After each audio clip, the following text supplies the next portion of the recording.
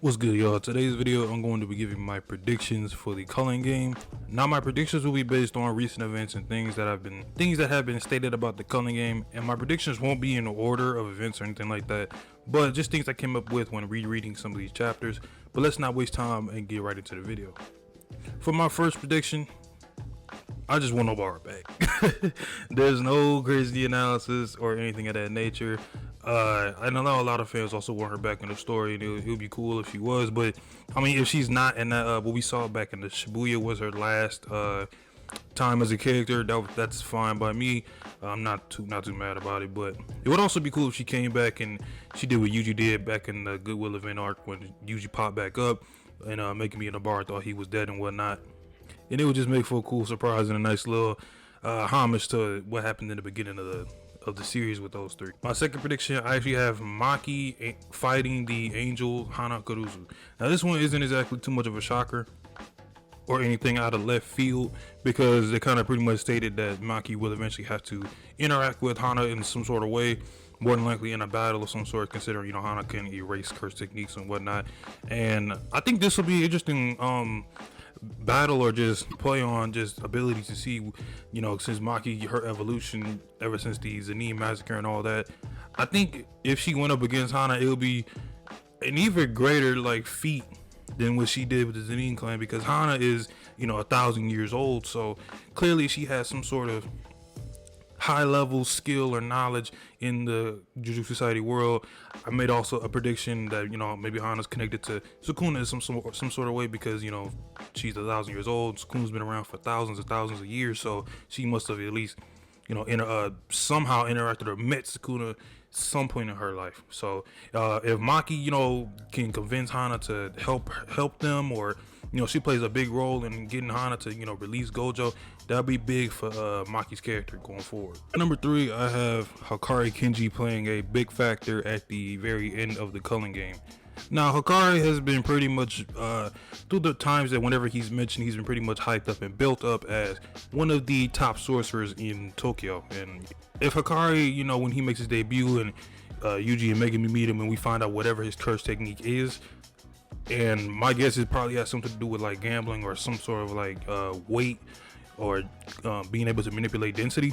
It'd be really cool, and it'd be pretty big for Hikari coming out, that he would be a big factor or a big vital role near the end of the Culling game. And it'd be really nice to see him have some more feats, considering he's supposed to be on par with Yuta, and we know what Yuta can do from Volume 0 and when he came back earlier and he fought Yuji. And plus Hikari looks cool. I mean, since it looks like he's possibly a black guy, and if he is, I gotta support the brother. So it'd be cool if Hikari was played a pretty big factor later on. And I do think since we've seen little teasers, or we've seen hints of his character from other characters, that if he is kind of like a delinquent type role in the series, he might have a lot of fights going forward with other people against him. He might have a lot of big moments, or I could definitely see Hikari playing a big role in the Culling game near the end. And then for my next prediction, I have the Joker guy, aka Takaba, the guy who was he was a jokester and he failed. I believe he will be a foil to Yuji, and that's simply because, considering what the last thing he said in his introduction to the story was something about a 70-30 split in terms of how people are viewed amongst comedy and whatnot. If he is kind of like a inverse version of Nanami of some sort, I think that would be very, very interesting for the story and for Yuji's character if those two were to interact. And what I mean by foil, I wouldn't necessarily mean he's a straight villain, but his ideals, or how he views life, going up against someone like Yuji, who's obviously he's really close to Nanami, and how he viewed Nanami as that almost perfect adult figure for him. If he goes against someone who's similar to Nanami, but he's more so on he doesn't know what to do with his life at this stage of his career, and at this he looks like he's about 30 something. So if he's 30, he doesn't know what to do with his life at such an older age compared to Yuji. Yuji might be able to either help him through what he's going through, or either this guy would be so far gone that he will play a role in maybe just attacking Yuji out of some sort of random reason. So this Joker guy, I really do think he might have a potential to be a pretty cool side character, or side plot going on in the Culling game. And for my sixth prediction, this one is kind of gonna hurt to say because I love this character. Ever since I seen him, I knew he was gonna be raw. He was gonna be cool as hell when I first seen him. But I'm predicting that Choso will possibly die in this arc. And there's clearly that big death flag that when Yuji, Megami, and the others left to go out and do their missions, you know, for the big plan. That the last thing Choso said to Yuji, "Don't die on me," and you know, Yuji said, you know, is cheerful, "I won't." And that was just such a. It might be too obvious, and Gege might be just psyching people out, but like, it was just so many other things involving Choso, especially when he became a bodyguard, and then like his mission to pretty much take out Kamo for what he did to his brothers and whatnot. It almost seems like Choso is destined to die at this point. Ever since he said that, because I don't see any sort of scenario where he beats Noritoshi. And then another thing about that is I don't know where Yuki stands in this whole thing, because she is a very gray area character, and I don't know where her inner motives are or how she's feeling about this whole thing, especially with Tengen, considering she still wants to talk to him and whatnot. So Choso is in a very dangerous spot for him. So, and especially we don't know if Geto is even going to go there first, but let's say he actually does go and find Tengen and Choso has to fight him. It's just very few possibilities I can see Choso coming out of it alive. So this is one of my few predictions where I really hope this is wrong. So we'll see about that going later on into the story. For number 7, I have just something quick. It was I'm predicting that possibly the Kyoto students will be involved, and that's nothing. I don't foresee them doing anything major, because you know Shibuya, they didn't do anything too much other than Todo and Mekamaru. So I'm kind of predicting that Kyoto, they might play a little bit more of a important role in terms of narrative reasons, and mainly I think Kamo will be a big part of this if he's in it. Considering he was foreshadowed in the last chapter before the hiatus, where pretty much the Geto or the Gojo and the Kamo clans came together and they wanted to get rid of the Zenin clan out of the big 3 clans, and we've kind of been interesting to see Kamo come back and actually do something more vital, considering he was looked at as one of the highly touted students in all of the Jujutsu schools and whatnot. And plus, you know, he's seen Choso do his blood manipulation, and I wonder if we're gonna dive more deep into that before, you know, Choso dies and whatnot. And I want to see like what is his thoughts on the whole cursed death wound painting and the whole Noritoshi family thing going to this state. So I want to see more, mainly Kamo, if they do come back. I don't expect much from Momo. Todo, he might play another vital role, maybe possibly, I don't know, maybe saving Yuji. That's like too hard to tell, but yeah, I kind of would expect some. I wouldn't be surprised if we see some more, you know, Kyoto student involvement.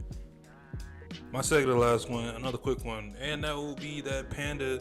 Well, you know, we're gonna see more Panda. That's all I can think of. Obviously, he's gonna meet up with Maki later on, because that was the whole plan or whatnot. And Panda might be more so of like almost like a emotional balance for him and Maki, considering how Maki feels right now. It would be.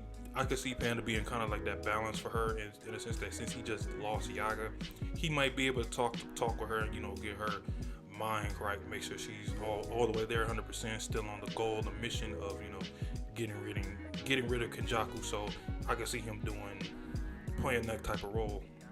And for my last one, I have a pretty big one actually, and I have Kenjaku possibly capturing Rika, and I actually think he will capture Rika by the end of the Culling Game. And one of my reasons for that is, if we go back to Volume 0, Geto has always wanted Rika to be in his disposal of curses. And since we've seen pretty much evidence of this, Kenjaku still has Geto's memories. And we see that multiple times when he's seen Gojo, and then Kenjaku will start to speak to Geto's followers. You know, it was a sudden reaction to certain things.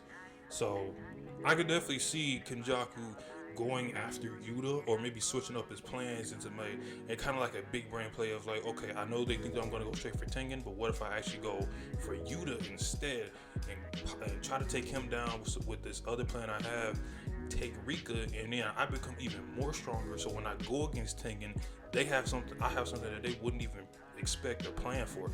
So him going for Rika would be huge for just his power, and it would shift a lot of things, because Yuta would then become very hindered in terms of like his, you know, his special grade status and whatnot, because with Rika, that's how he pretty much is special grade. You take that away from him, that's like half of Yuta's ability right there. So that's like I could see something big like that happening, because in every arc it feels like, you know, we lose something, whether it's, you know, subtle or something big. We're always losing something. So if Rika is one of the things that becomes, you know, captured, or something that we don't have anymore at our disposal, that would be used, and it would be, you know, we could see the repercussions of, you know, Yuta and his emotional factor with Rika, and like how he felt with her, like, you know, finally leaving that curse or whatnot, and maybe that's his inner thoughts, and we never know what can happen with stuff like that. I think something like that happening would just be insane for the story, for Yuta, everyone around him. So yeah, like that's like, to me, one of the things I've been thinking about ever since the Culling game started. Yuta came back, that like I could see a big possibility of him losing Rika, you know, going forward. So that was all my predictions for the Culling game. We don't know when it will be coming back, the JJK manga, because, you know, KK is on hiatus, so it's presumed to be about a month. So if you agree with some of these, let me know, and if you disagree, let me know as well.